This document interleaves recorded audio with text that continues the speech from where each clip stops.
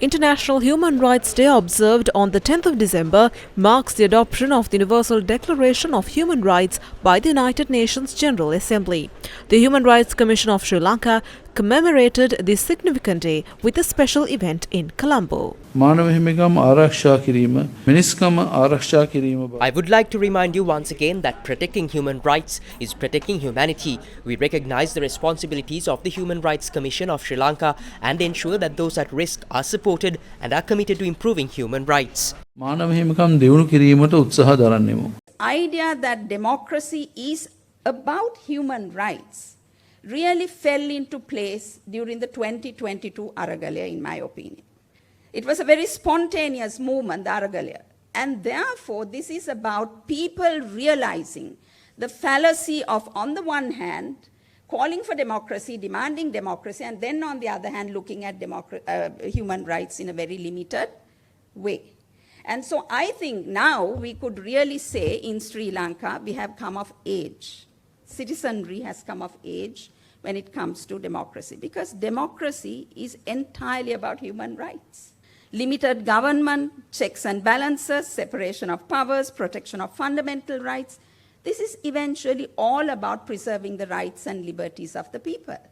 We are certainly very encouraged by the new government's statements, by the new government's commitment in its manifesto during the campaign, in its declaration of policy in Parliament.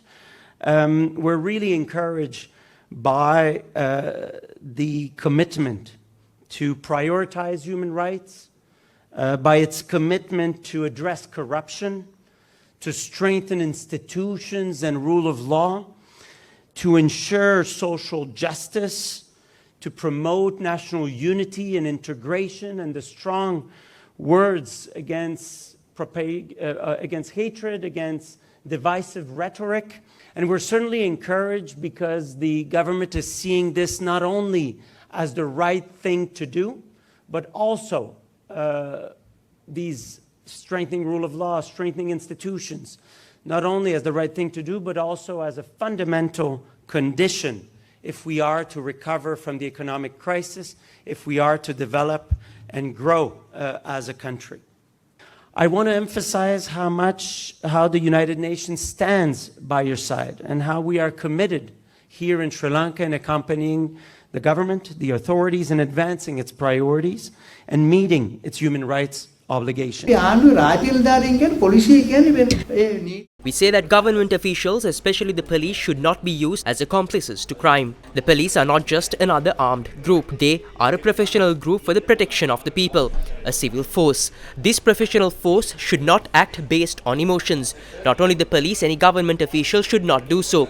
It is wrong for any government official to behave in such a manner. When teachers beat children up, they say that they do it to correct them. If an older student asks the teacher, "Sir, have you been corrected by being assaulted?" what can they say?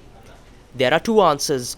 One is to say, "I haven't been corrected by being assaulted." Then the question arises, does someone who has not been corrected have the right to correct others by beating them? If so, the reply would be, "I have been corrected." Then the question arises, does a person who has been corrected assault others? Some people say such things. Even magistrates had the power to whip wrongdoers in the past as a punishment. Today, that is not allowed. So such practices that should be given up should be eliminated from society. The event was attended by officials including members of the Human Rights Commission of Sri Lanka.